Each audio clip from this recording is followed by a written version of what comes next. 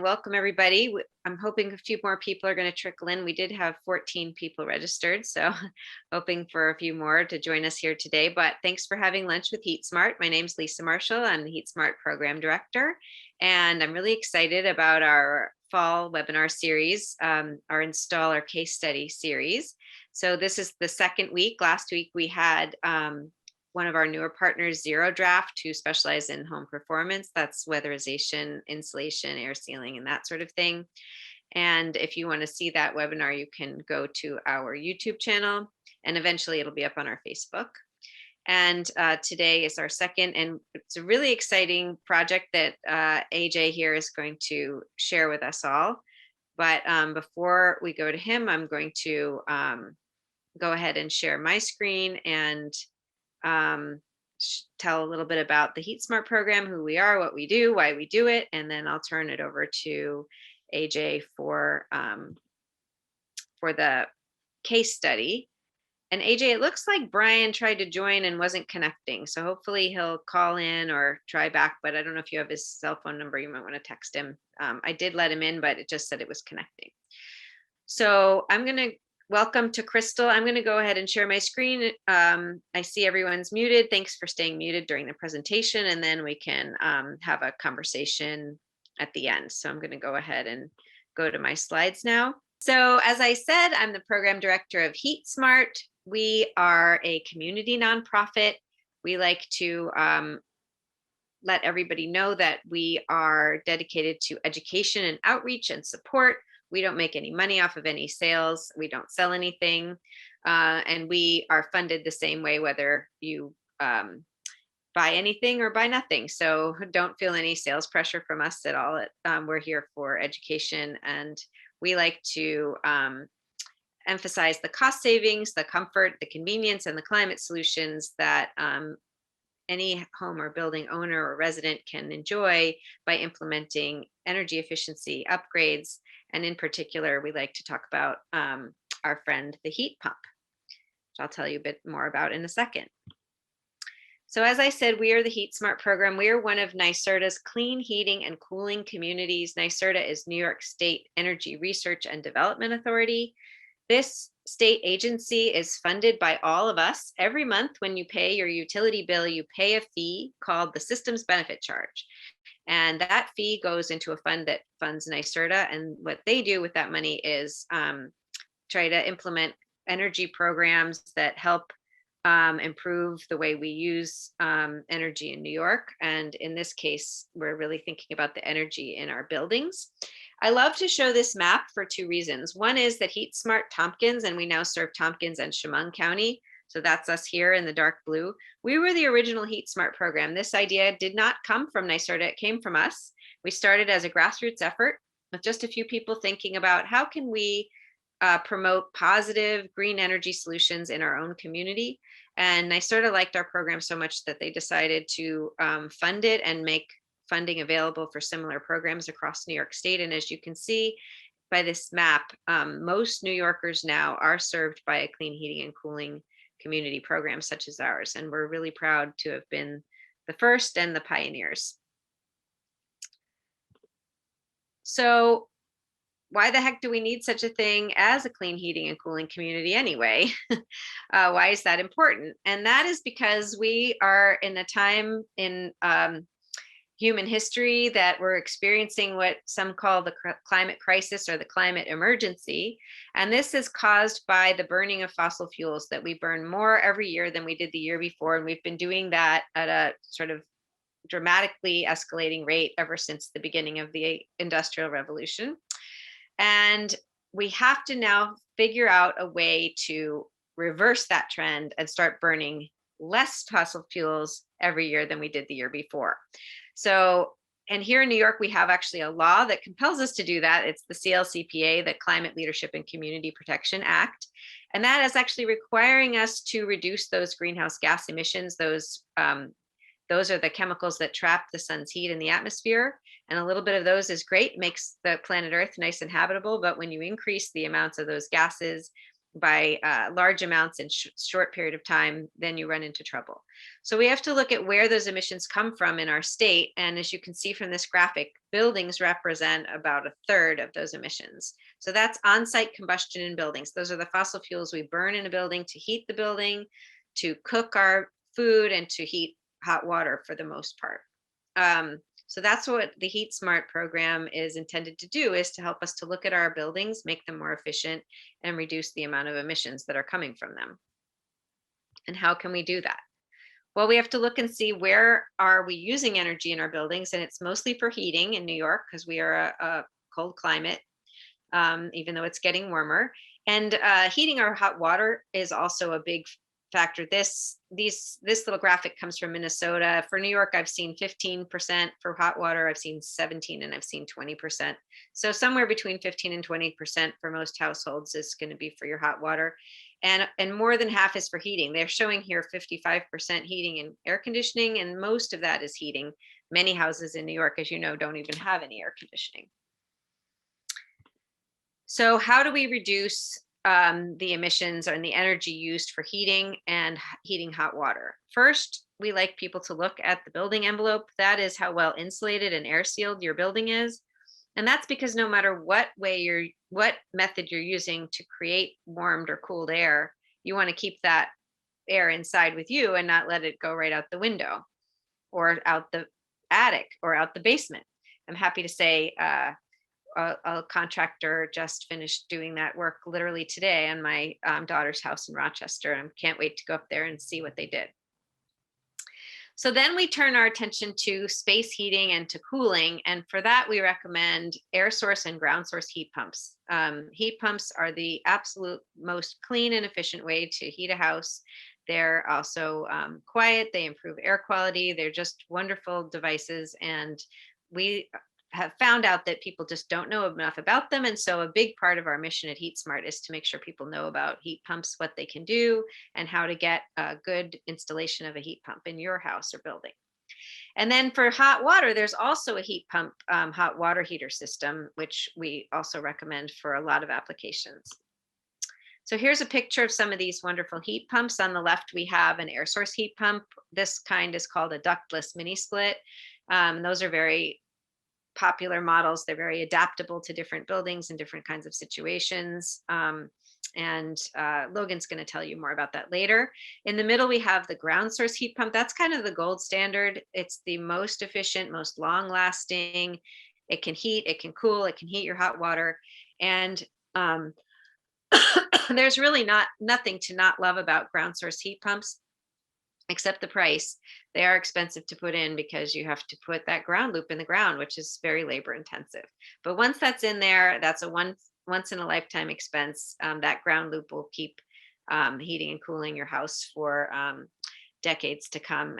And when the indoor unit needs to be replaced, it's not going to be the same expense as putting in the ground source heat pump system to begin with. Here on the right, we have the heat pump water heater. It's really just an electric resistance water heater, like many of you probably already have, but on top it's got a little heat pump, and that actually preheats the water, and that really increases the efficiency of the heat pump. And they're great little devices. There is a great rebate available for heat pump water heaters, and I think that there's one in the job that that AJ is going to present later, so I won't talk about those more. But if your current heating system and cooling system in your house is everything you need it to be, but you maybe have an older water heater, a heat pump water heater is a great place to start. So insulation and air sealing, this is pretty simplistic, but insulation is like that warm wool sweater. It will keep you nice and warm, but if it's windy, that wind is going to cut right through that sweater and still get you cold. So that's why you want to put on the windbreaker. That's the air sealing to keep that wind from blowing through your warm sweater. So the combination of insulation with air sealing is what is the improvement to those building envelopes. And the most important place to start is your attic, and after that, your basement. Window salesmen will say the most important place to start is your windows, but we find that's really not true. It's the attic is the biggest priority, and then the basement, and then the conditioned space last. So I'm going to introduce you to Simply Installs, the company, by showing you a little video that we made about them. And then I'm going to turn the presentation over to AJ to go into the case study. Oops, nope, that's not what I meant to do. Go back. So, nope. All right, I thought that was hot linked. I'm going to go to YouTube instead. Hang on.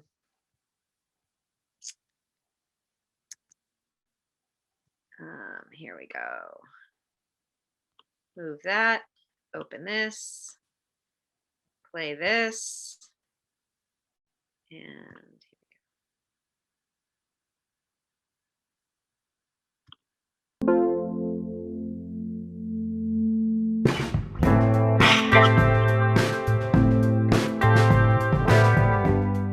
I'm AJ. I'm Logan. And we co-founded Simply Installs. We specialize in high-performance heating and cooling systems, and more specifically, air source heat pumps. Started the business in 2015. I've been with it since the start. Logan as well, but he was in the field long before me. What do you have, 14, 15 years? Yep. And we're the heat pump guys. So we've got 11 employees, I guess including ourselves. We've got 4 installers, 2 of which just graduated high school. We had them on an internship from a BOCES program locally. I do some field work, I'm doing estimates, a lot more administrative. Logan's kind of in the grind every day, typically out in the field doing work. Installs, estimates, whatever it takes that day. What we really kind of pushed from the beginning is not a pushy sales experience. A majority, we were doing it well before COVID. We start with an online quote in an ideal world. And what the online quote allows us to do is, right, it's one. Yeah, what it does is it preps a customer for the one thing they're truly looking for on that is what's the overall price. That's like my number one item that I need. I don't need that at number 20th. I need that at number 1, and then I can decide where I can go from there. So we thought that by doing online quoting, just like if you were to order something online in any way, or even go to a grocery store, you don't put something in the cart, go to the register, and then ring it out to find out the price. You see the price first, and then you put it in your cart. So typically what'll happen is you'll send in a quote form that's online, just some real basic information, allows us to gather some data and some information online about your house. We make some certain assumptions on there about shell work and stuff because we didn't go to do a whole audit, and it gives us a rough idea of what our BTU range is to qualify for a whole home solution to get the New York Clean Heat money. We send that over, and if the customer decides that, yeah, I'd like to move forward, this is good, I like what I'm seeing, at that point we schedule it in person, which is mainly, it's not a sales call, it's mainly just one of us go over, we look at the house, to us what we're looking for is, will the system that was quoted, will that actually perform as we intend it to? And at that point, it's talk over with the customer, answer the questions, discuss the install process, and from there, it's if they are ready to move forward with an installation, we can do that. It's very rare that we leave and we leave and requote the project. It's very rare. My name is Jessica Cole, and I am the scheduling coordinator here at Simply Installs. Logan is my husband and AJ is my brother-in-law, so I might be a little bit biased, but I would say one of my favorite things about working here, other than being a small family-run business, is that not only are we employing local families just like mine, but we are working in our community for middle-class, low to moderate income families, just like households we grew up in, and we're helping them while also helping the planet by being more sustainable. So not only are we making a living, but we're also employing people locally, we are helping the environment, and we are helping our community. When it comes to the HeatSmart programs, what's great with what HeatSmart brings to the table is that initial customer outreach, which is not something that we, in our conversations with some with you, it's not something that we do currently because manpower, we're spread pretty thin at times. So the fact that HeatSmart does that initial customer outreach, consumer outreach, it's all great stuff that keeps bringing more confidence into the market in the air source heat pumps. Logan. And we Alrighty. So that's our little video. You do not know what I had to do to get Logan and AJ to agree to be in front of a camera. They're very camera shy. I don't know why. I don't have any, they're the most handsome installers in our whole program, so they should be in front of the camera all the time. Anyway, without any further ado, I will turn it over to you, AJ, to present this great case study. So go ahead and share your screen when you're ready. In just a second here, play from beginning. Great. All right, so I'm AJ. I'm a co-owner with my brother Logan. He's actually in the field in Trumansburg right now doing a system install. And I was able to kind of break away for the first time in a couple weeks. So we'll get rolling here. I have to reach out to Jessie. She is actually on this call somewhere watching it, and I've got to thank her for she put together this whole PowerPoint here. Fantastic. You'll notice Jack the cat there on the right hand side. That is Logan and Jessie's cat. He's a big help. It's you can see in the picture there. Logan and I started the business in 2015. Kind of started as a side job, if you will, and it's kind of morphed into a full-time regular animal of its own. Logan and I both own it. Don't have any like investor groups, nothing like that. It's nothing that we ever intended to grow into being huge. It's just, what we can support and, keep mainly the big goal is to, keep pricing very competitive and really kind of put some nice systems out there. The job that we have got, I see Brian's on the call here. What's up, man? The job we've got here for Brian's actually a fantastic job. It's what we did the case study on. I will say it is not in the HeatSmart Tompkins area. We were not in the program when when we did this job, but I really liked it for what the air source system removed an oil boiler out of Brian's house and, was able to really kind of step up, his whole house, the home comfort just to another level there and save him some money. So let's get rolling right into this here. Just a little, there we go. Oh, come on. There it is. Just a little background on Logan and I. We grew up on a farm in Savannah, New York, and that is us out by Route 31 selling produce. And I have been told by my mother that I was only out there for the photo, and then I kind of disappeared. Logan manned the tent. The other picture there is as a calf that we raised, Ginger, that we had dairy replacement cattle. So every now and then, we get a calf, and my grandfather would always kind of give them to us, and you can raise them. And once we raise it up into kind of a small cow, he would take it back and out in the pasture it went. So those were normally, that was my industry right there with the cows. On to the next one. This is my shop dog, Julius. He's an 11-year-old boxer. He's retired. He likes to get a little time away from our boxer puppy. So he comes to the shop, hangs out. Lisa has gotten to meet Julius. You might hear him carry on from time to time. He means well. He's just could be a grumpy old man. The other picture there is just our shop here in Shortsville. The case study is for Brian B there. He's got a real nice house in Marcellus. It's an 1850s built colonial. It is a really cool old house. Like some of the houses like that we're going to be showing here are some of Logan and I's very favorite to work on. Always challenging, but the end product is always, comes out really nice when you have a nice blank canvas. There's a quick picture of Brian's house. Sorry, it's a little bit blurry, but you get the general drift. Just over 2,700 square feet, 5-bedroom, 2.5 bath. It's Brian, his wife, their 2 kids in Marcellus. Again, it's a really cool old house, great property. It's Marcellus is another place that we really like. Trumansburg, we like working out there. And again, Jack, very hard at work, guard the keyboard. Next guy here, give you a little picture. Oh, come on. There it goes. a little picture of the air handler that's in the basement. So what we kind of did here is Brian approached us and was mainly it kind of started with, hey, I really like air conditioning. I've got a boiler and I don't like my window units. It's terrible. And I'd really like air conditioning. We started going down the rabbit hole, as it so commonly happens. And in the end, Brian was able to get some financing, low interest rates through NYSERDA and EFS.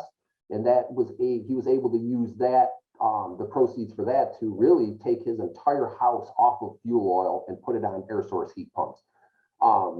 Way we really looked at doing this was we ducted the first floor out, and it's on this air handler that's shown there. Ducted the whole first floor out, so that's its own zone.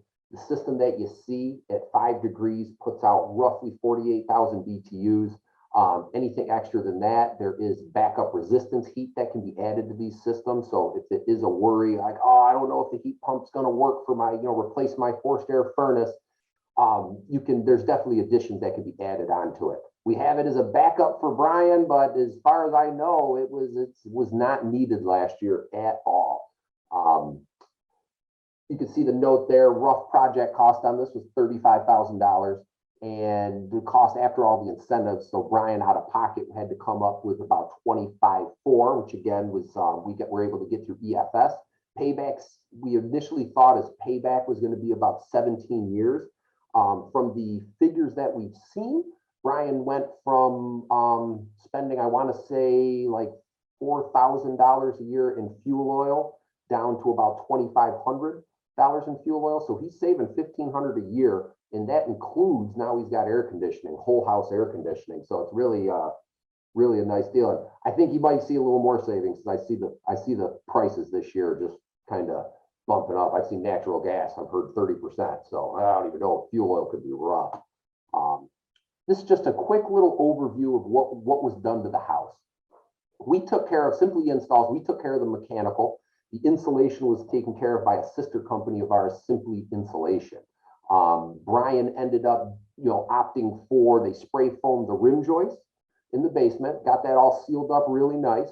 Up in the attic, we were able to do some air sealing, and they sprayed 2 inches of closed cell foam on all the ductwork.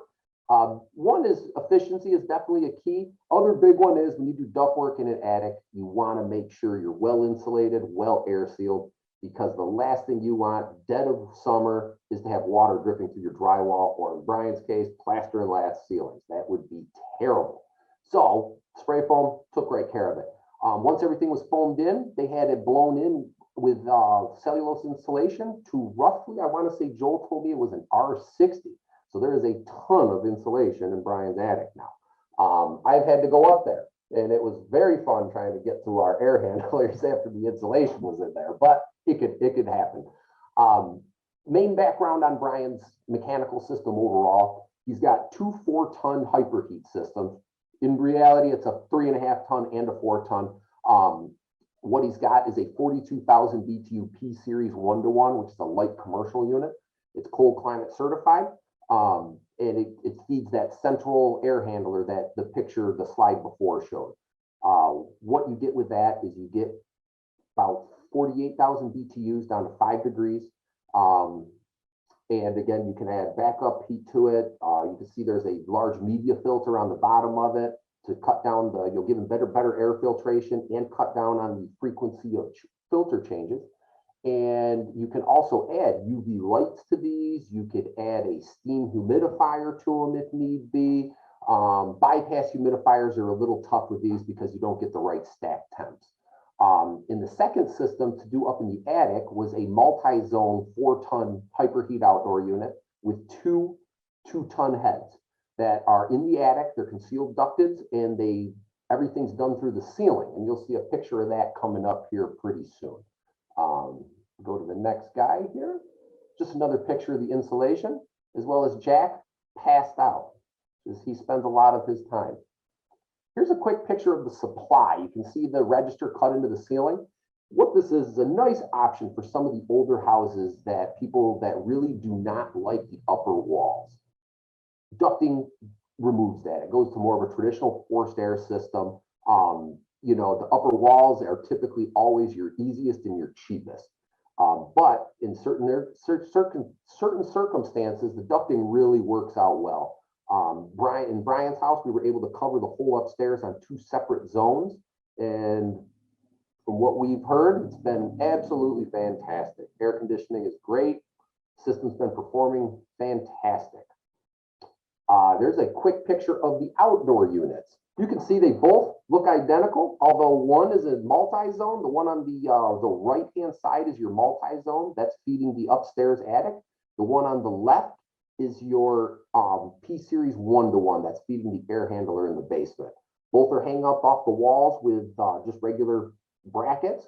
So I want to say on Brian's place there, we've got about 24 inches of clearance between the ground, which is everything that's wanted. And, of course, cover all the line sets running up the outside of the house here in brown line hide. Line hide's kind of a nice thing, comes brown, white, tan. Brian's house worked out nice with the brown because of the brown shutters. The line hide can also be painted. So if your house is a teal color and you want it to match and go, blend right in, the line hide can be painted. Ooh, let's go. And hey, we're on our last slide already. Just a little contact info for us. If you wanted to reach out by phone, you can call the 585-698-7876. Jesse will pick up the phone. Jesse's fantastic. And by email, there's Logan is the one on top, the guy on top, and I am the one below. I will say best way to get a hold of us typically is email. I try to get back to people pretty quickly. This year has been all bets are off the table, as everybody I'm sure knows. It's been crazy busy this year, so we're really trying to do our best to be on top of it, but still delivering the systems on the dates that we promised to customers. But that all in all is our case study. I would like to introduce Brian. He is the owner of the house, owner of the new system, and I'd like to have him just talk about it, let us know his goods, his bads, his uglies. AJ, why don't we unshare your screen so we can see Brian? Good deal. Just want to remind folks that we would love for you to get in touch with Simply Installs, but we would prefer you to go through HeatSmart and register with us, and we'll send the lead to Simply Installs since this is a HeatSmart program.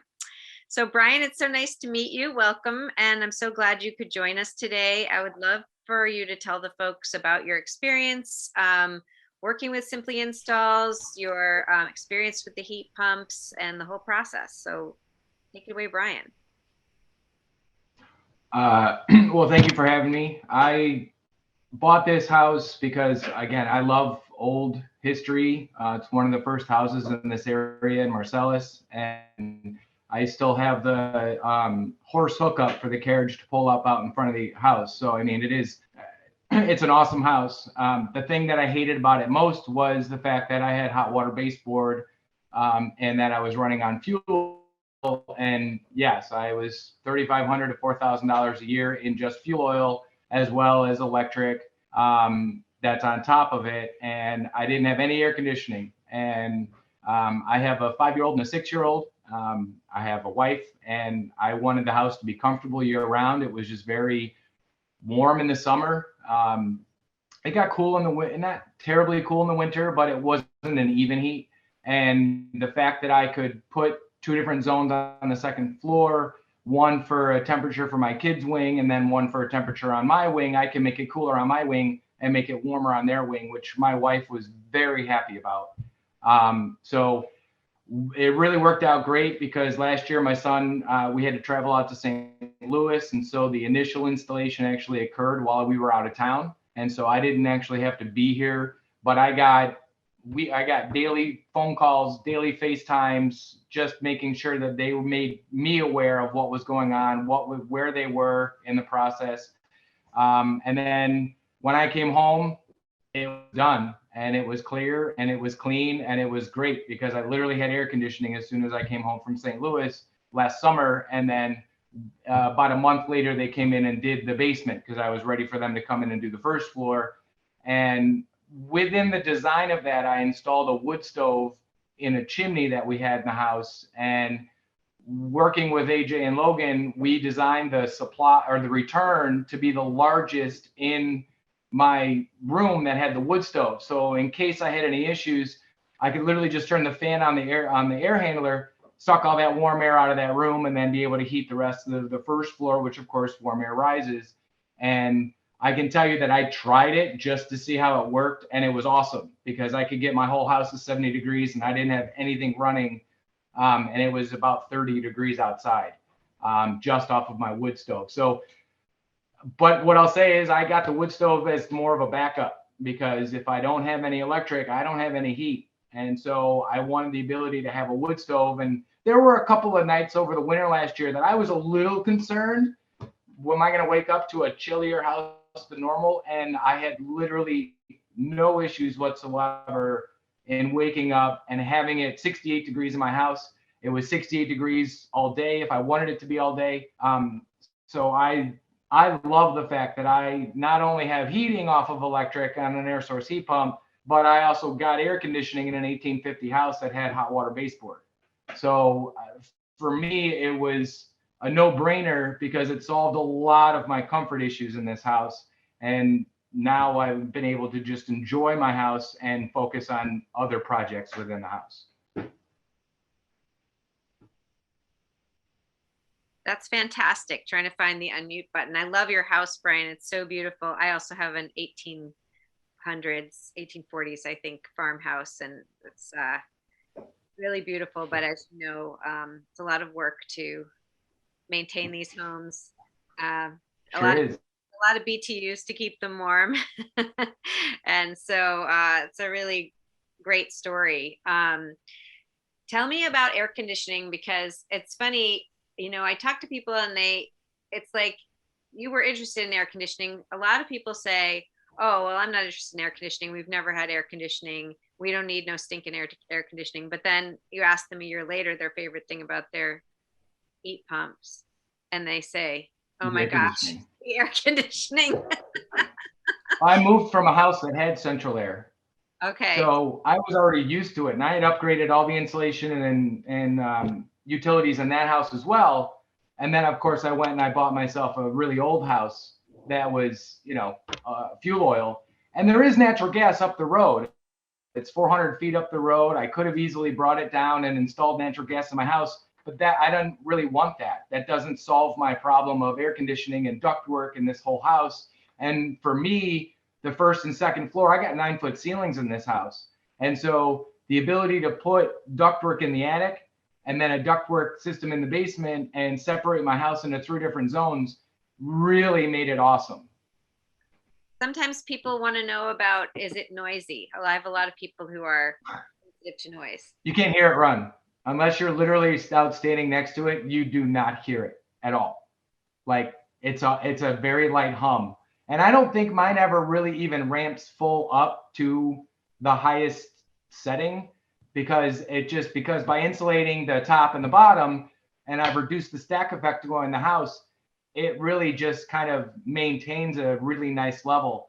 And my highest, before when I was on fuel oil, my average electric bill was probably $300 a month. In the dead of winter, last winter, my highest electric bill was $800. Yeah. So folks should know that heat pumps are super duper efficient. On average, they're 2 or 2.5 times more efficient than like an electric baseboard heat, for example. But when it is very cold out, they are not running efficiently. So that's when you're going to see your highest bills. And that's when, you know, if you don't need backup heat to keep the house warm, but to balance your costs, for some folks, that's when they might use the backup heat rather than the heat pump, or to augment the heat pump during those coldest weeks of the year. Maybe we have an Arctic blast or a polar vortex or something like that. The heat pump is going to work for you, but you should expect a higher bill that month, and you know, you manage your heating accordingly. But every single day I talk to people who, you know, have been heating with wood for 20, 30 years, chopping wood, stacking wood, hauling wood around, are getting older, are worried about their ability to stay in their home and stay comfortable. And the heat pump to them is the perfect thing. And then the idea that maybe, hey, they could even close up the house, leave the heat pump running, go to Florida for a couple of weeks. It's just like freedom. We do a lot of those with that same exact, I don't want to deal with the wood stove, and I want to be able to leave my house there in the winter. So we do a lot of those, and they kind of go back with the noise levels on everything. When you go to your ductless jobs or even any of your inverting heat pumps nowadays, they're super duper quiet. Nothing like your old standard 13 SEER air conditioners. And then within the house, like at Brian's, I know Logan does our duct design and he geeks out on this stuff. So, we really try to minimize the noise by properly sizing the ductwork to move the air we need to. So you don't get any whistling, any howling. I mean, Brian's probably never heard it even in high. If the air handler went into high, it's probably just a nice little hum and that's it. Yeah. Yeah, I really like the split system with the ducted on the ground floor and the then the heads on the upstairs. I think that just is a very elegant solution and I love seeing that. So, and the other thing about the system in Brian's house is, say you did have a mechanical problem or a failure with one of your heat pumps, you wouldn't lose heat to the whole house because you have redundancy with the two separate systems. I see a lot of systems installed where everything is off of one branch box. It does make me a little nervous just to, that's a single system failure. There's no redundancy there. And I like to see these kinds of split systems. I feel like it gives the customer a little bit more of an insurance policy on there. Absolutely. It's always a recommendation of ours, whether or not you're doing a natural gas furnace or a cold climate air source heat pump, it's always a good idea to have a couple oil filled plug-in radiant heaters just waiting in the basement. Because you never know when your furnace goes down, anything, and you're going to want that because pipes freezing are bad news.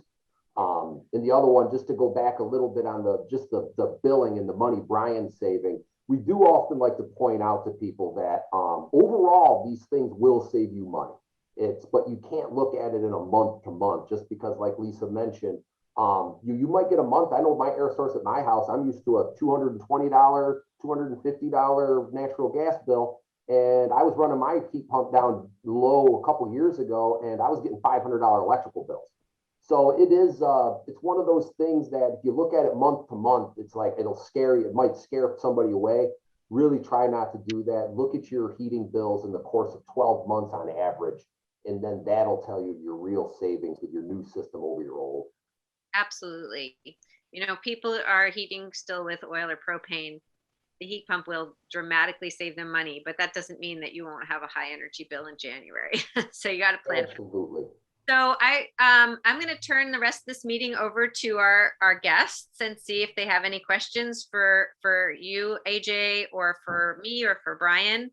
And thank you so much again, Brian, for taking time out of your day to join us. It's really the best. Our best webinars are always when we have the customers volunteering to join us and talk about their own systems. And so I just really appreciate you being here. So if anybody has questions for any of us or a comment, now's your time.